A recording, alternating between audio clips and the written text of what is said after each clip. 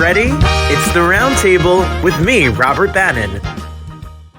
Welcome, everybody, to another edition of the Roundtable. You know, this summer, we've been at the New Jersey Performing Arts Center right here in Newark, New Jersey, teaching the youth, teaching music and theater and art to the youth. And let me tell you, my Group 3 girls that are 14 years old, they know all about the history of R&B. They love a girl group, and they are so excited. Listen, I was born in 1983. I know exactly where I was in 1999, and you better know where the hip hop and R&B and girl groups really come from. Meelah, I've been listening. I could sing with you right now. Okay, hit it. Let's do it. Where the girls at, from front to back. But don't make me sing harmony. No, that. It's okay. Well, these days you don't have to work too hard. You know, they have all types of tricks, bells and whistles, honey, to help you out. So you'll be fine. You better put that pitch corrector on and let's go.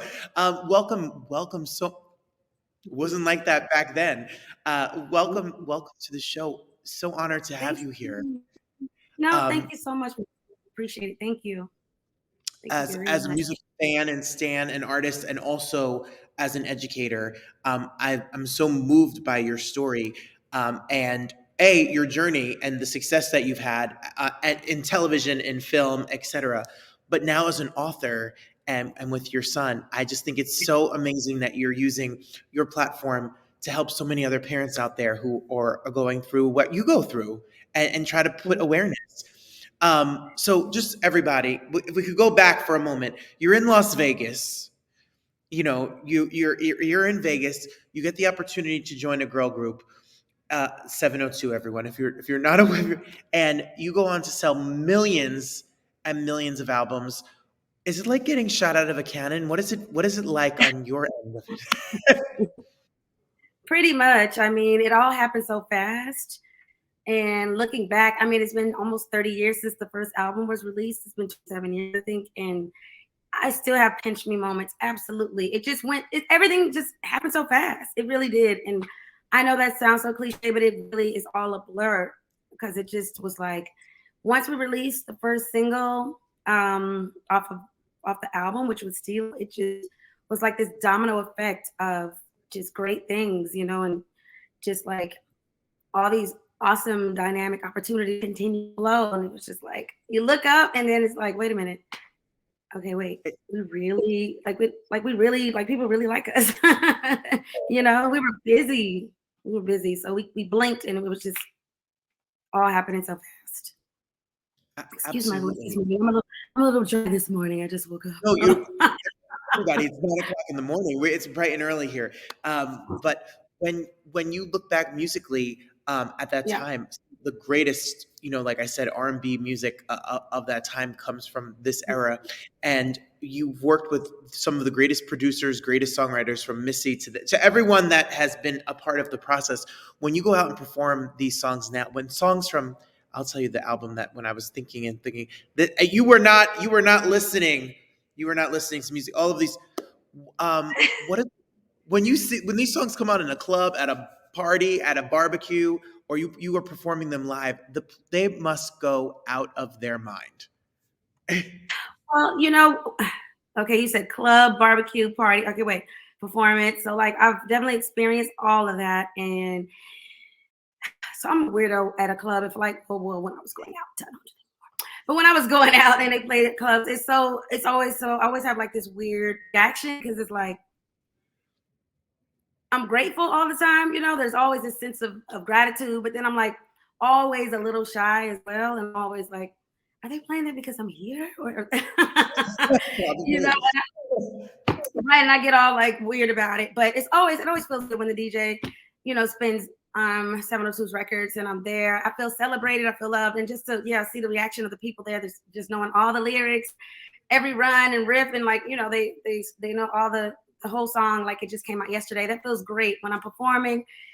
And, you know, I really got to do is just hold the mic out because they really do my job for me. I mean, that just feels, that's priceless. I'll never get over that feeling. You know what I mean? And it's just like, I still have pinch me moments. I'm telling you, I'm like, as old as Where My Girls At is, when it comes on, it's still such an anthem and it's still so celebrated. And I'm just like, wow, like I just feel blessed and humbled to even have been, part of that process. It's just like, wow, that's part of my contribution. I feel special. Like, thank you, God. Well, not only the music, but also if you're, R&B divas, or you're, if you're writing, like you are, get all up in there. You can't be shy and then come on a reality show and give us some good. I know. Yes, drama. So here's the thing. I think that's the, I don't know if this is the word. It's like the irony of that, and well, juxtaposition more so, because it's such I know it's so cool to be like, you can't to be shy, but be a recording artist. Like, it's kind of like, no, how does that work? But I think like Prince and Michael Jackson, those geniuses, they're kind of like introverts. I never really met one. I don't think, can't remember. Like I said, so much happened in my lifetime. It's all a blur. But like they're kind of like, it seemed as though their personalities were kind of subdued and quiet. And I feel like a lot of maybe not this version. They are loud and in charge and honey vocal and but like a lot of people from my era, the misconception is that we're all just so like always on 1,000. That's not necessarily the case. Like with me, anyways. Like I've always loved to sing, but I've never been like this over the top boisterous. I was a ham as a little kid, but then the older I got, I just became a little bit more introverted for sure. And so like my real personality is a lot more laid back. Like I have, that whole, like, listen at me, look at me, hello, pick me. But at the same time, I'm kind of like chill. Hence my like love-hate relationship with social media. I'm like really private and just kind of like in the background. Yes. And I'm okay with that. It probably saves you so much of your peace and gives you some I understand. Yeah, it's best for me. You know what I mean? It's like we naturally give as artists and public figures so much already. You know what I mean? Like when we do interviews or on stage or like sitting here speaking with you today, I tend to overshare sometimes, even though I'm private. I've gotten way more open because I just like transparency. So it's like, ask me anything, I'll tell you. At the same time, it's like, back off, give me my Facebook. Like, I like my privacy. It's like, hold on, don't get too excited. Like, you really don't know me that well. But I like to thank my supporters, like, which I, address you all as my supporters, are just mindful and really understand that I'm human too, and that's why I love y'all, because I've not dealt with like any, there's been some strange folks, don't get me wrong, but overall, I have nothing but love on social media, and I appreciate that. Absolutely. It's what a world, what a time we're living in, where you're not allowed to have, as an artist, people feel as a public figure, we have access to everything. So now that you said that, now I'm just going to ask all the greasy questions. No, I'm kidding. I wanted to say, you have that's not my vibe. I don't want to ask about all the gossip and the scandal and all of the, I want to spread love and appreciation to you and for all the sacrifice you've given. Because art, what people don't realize at home is that when you listen to your favorite singers or you watch people do television or you read the book or all that, it comes at a cost. You have a son, you go on the road, you're away from him, you're doing an interview now, you're away from him, you're trying to, keep your art, pay your bills and take care of him and your life as well. So it's not an easy balancing act at all. And then you decide to start a charity and write a book.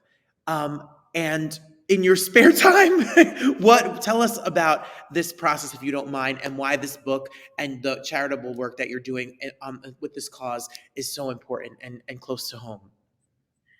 Well, I'm a mom of a now 14-year-old. I wrote this book when Zach was much younger, and I kind of just sat on it, not for any particular reason.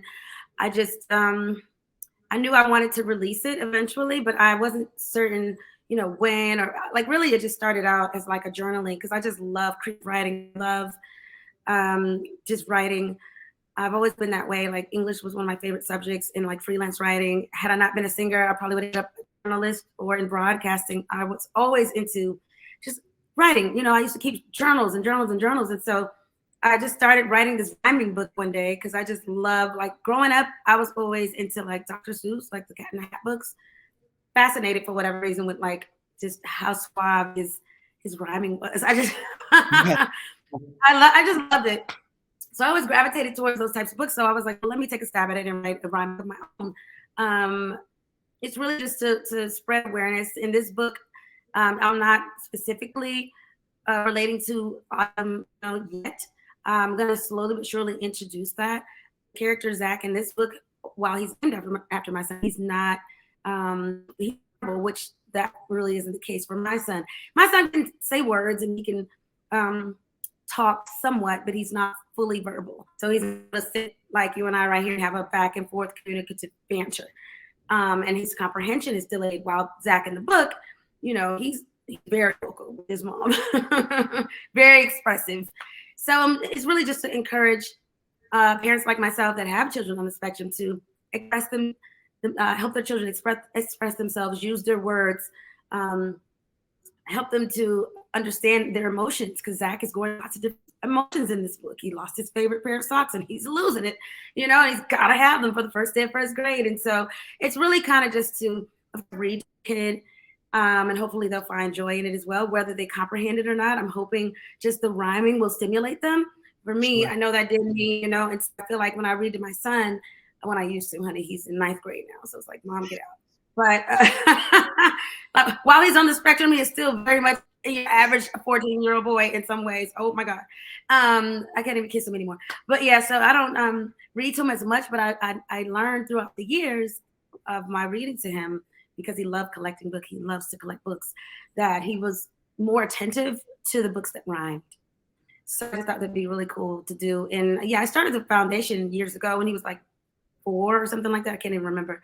Shortly after we got his diagnosis, just to really be an advocate and a voice for those parents that don't have a voice.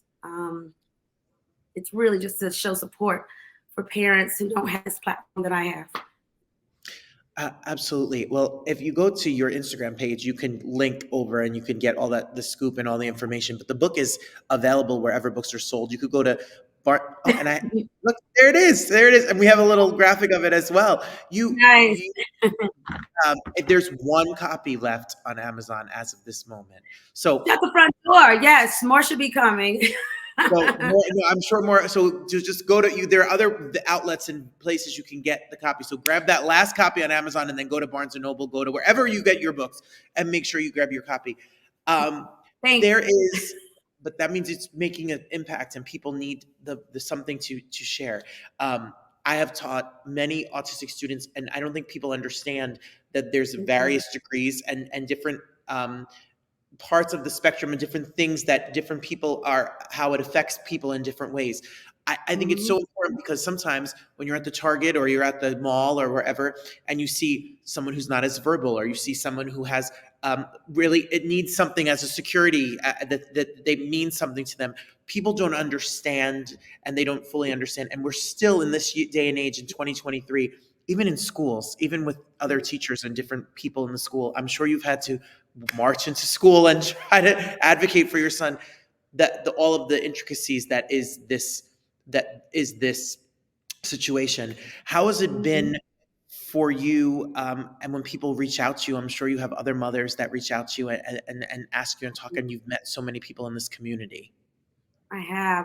And that's the one reason I did finally decide to go ahead and share my story when I did do reality TV, which has now been, I think, a decade ago.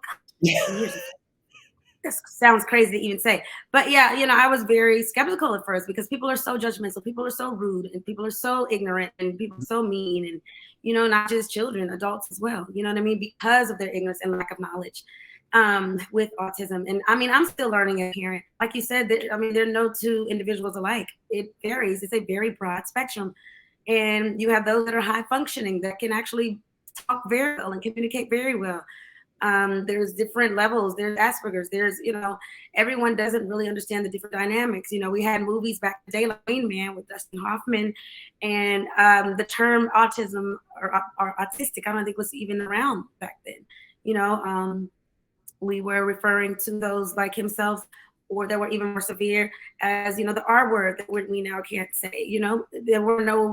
There just wasn't enough medical knowledge, so I'm grateful for the advancement and the progress in terms of, I guess, the medical side of things, with terminologies.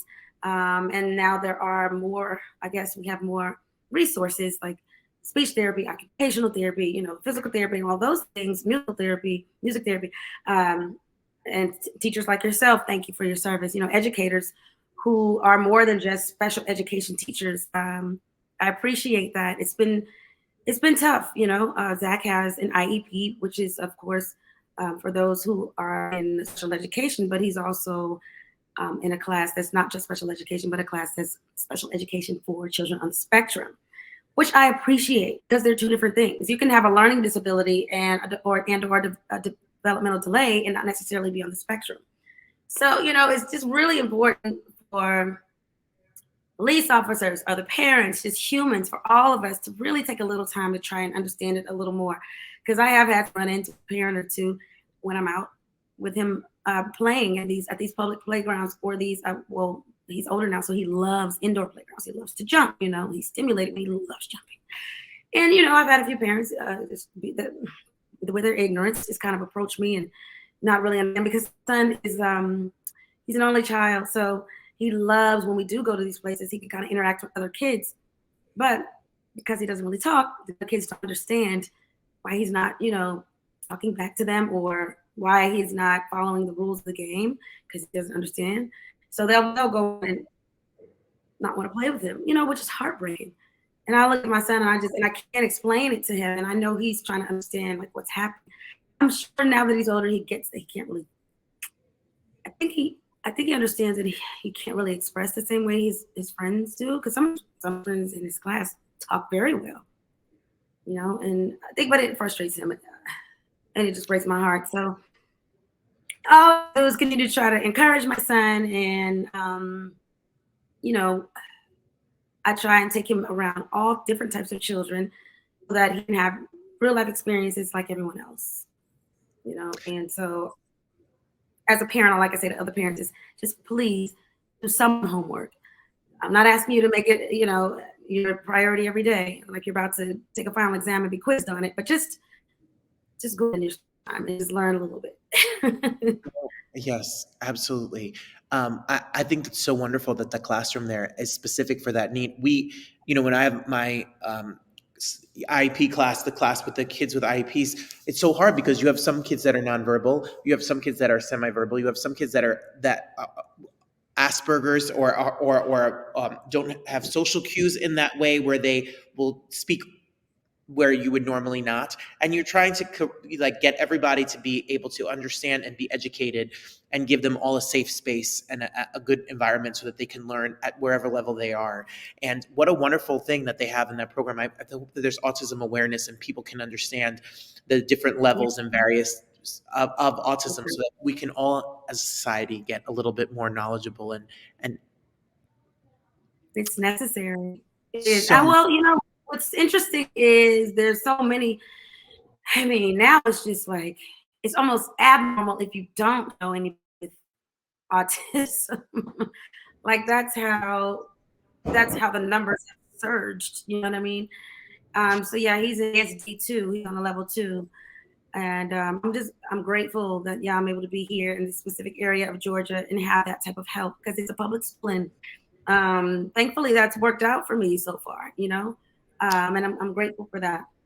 Well, everyone needs to grab a copy of the book, and grab a copy of the book. Go follow them so you can stay on top of everything, and stay up to date on what's next and where you're singing and what you're writing and what you're up to and whatever other magic you have up in your tricks.